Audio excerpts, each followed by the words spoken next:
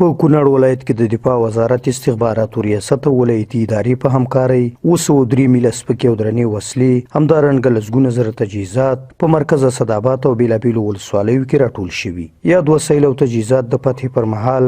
ځایي سرګروپانو ولسي خلکو له ځانونو سره وړي وو او تر دې دمه یې ساتل، خو اوس یې په خپله خوښه اسلامي امارت ته وسپارل. د کونړ استخباراتو رئیس مولوي محمد حذیفه وایي یادې وسلې او تجهیزات یې د مرکزه صدابات او یو شمېر ولسوالیو راټول کړي. حذیفه وایي یاد وسایل او تجهیزات یې د دفاع وزارت له لورې د وسلو راټولولو کمیسیون ته وسپارل. امارت اسلامي مشرانو چې کوم کمیسیون ټاکلی دی هغه تصفیوي کمیسیون چې هغه کې مختلفو ارګانونو مسؤلین ملګري دي، بیا کې د استخباراتو ملګري دغه اسلحه چې په کونړ ولایت کې 15 ولسوالۍ په 14 ولسوالۍ په شمول باندې او د مرکز په شمول باندې دغه ملګرو د فتحې نه وروسته تر دې دمه پورې په خپلو هڅو په مېړانه باندې دغه اسلحه راټوله کړې ده او نن لله الحمد دغه کمیسیون ته حواله کړه.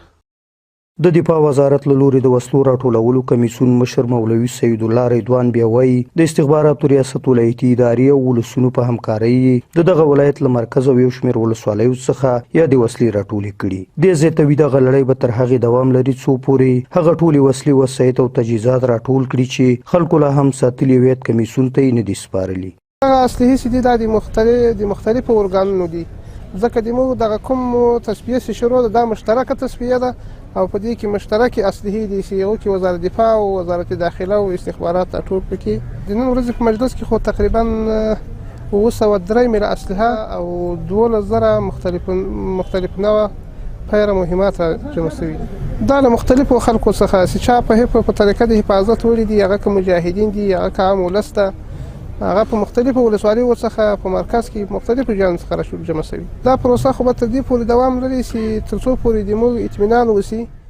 په ختیځ کې د 201 خالد بن ولید کلو اردو مرستیال قومندان مولوي محمد نظامي هوریت راډیو سره په خپلو خبرو کې ولسونو ته ډاډ ورکوي او په خبره یې دا وسلې چې د مجاهدینو ټولېږي اندېښنه دې نه کوي چې کوم بل چیرته به یې وړل شي. هغه وایي دا د بیت المال وسلې دي او په سم شکل به یې ساتنه کیږي او خپلو اړوند ارګانونو ته به سپارل کیږي. اکثر مجاهدینو سره دا فکر چې موږ نه اسلحې ټولېږي دا به چیرته ځي، دا به کم طرف ته ځي، دا هېڅ چیرې نه ځي، محفوظېږي به او سبا به هم د تاسو په کاري د تاسو د ولایت په کاري تاسو د نوجوانانو به په کاري دا نه بل ولایت ته انتقالېږي، دا به ټول د تاسو د کونړ سرمایه د دوی اسلحې به خو محفوظې به د تاسو بچی د تاسو المسای به له دې نه استفاده کوي. تاسو بیخي مطمئن اوسېږئ انشاءالله دغه مجاهدین دغه امنیتي ځواکونه چې تاسو ورته اسلحې راټولې کړلې د دوی په واک مو ورکړلې دا له دوی سره امانت سو، دا د دې هیواد، دا د دې افغانستان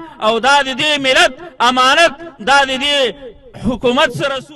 ختیځ کې د 201 خالد بن ولید کلو اردو ویان مولوي وحید الله محمدي په کونړي ولسونو غږ کوي چې څنګه د اسلامي امارت په نظام قایمولو کې قرباني ورکړي همداسې د اسلامي نظام د ساتنې لپاره هم د اسلامي امارت سره همکاري وکړي. مولوي محمدي همدارنګه زیاتوي اسلامي اردو به خپلو هیوادوالو ته د لا ډاډمن امنیت فضا برابروي او په دې برخه کې به ژمن وي. د ختیځ زون په خاصه توګه د کونړ ولایت پدمنو خلکو لکه څنګه چې د اسلامي نظام د راتلو دپاره مو بېلابېلې قربانیان ورکړي دي، همدا شانته د اسلامي نظام د پیاوړتیا او د استحکام دپاره نوره همکاري ته هم دوام ورکړي. همدا راز باید ووایم چې د اسلامي اردو مجاهدین د خپل وطن د عزت او د ناموس دپاره او د مقدس خاورې د دفاع په برخه کې به ژمن وي.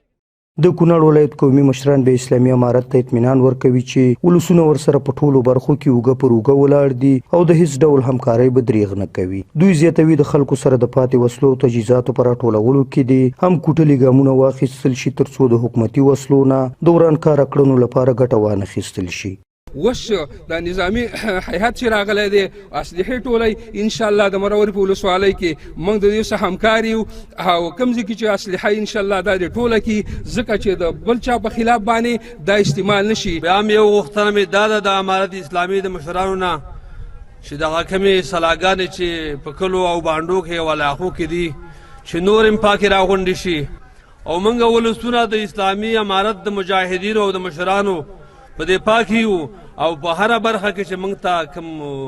خدمت امر کوي موږ هغه خدمت باندې مخکې تک. ختیځ د هیواد په کچه یو له هغو ځایونو دی چې د تیرې 20 کلنې جګړې پر وخت ورکې له بل هر ځای ډیر د جګړې سنګرونه تاوده وو او هر چیرته به چې د تیرې ادارې له سرتیرو ځایي مجاهدینو وسلې ونیولې له ځان سره به یې وړلې او ساتلې. که څه هم کونړ د جګړو پر وخت یو امتیازي ولایت و او مجاهدینو ته د یادو وسلو د شخصي کېدو او استفادې امتیاز ورکړل شوی و ځکه د سر په بدل یې په توده جګړه کې نیولې. خو ځایي سرګروپان هغه امتیاز چې دوی ته ورکړل شوی و نن په خپله خوښه د دفاع وزارت له لورې د وسلو راټولولو کمیسیون ته سپاري. سحرګل هوریت راډیو کونړ.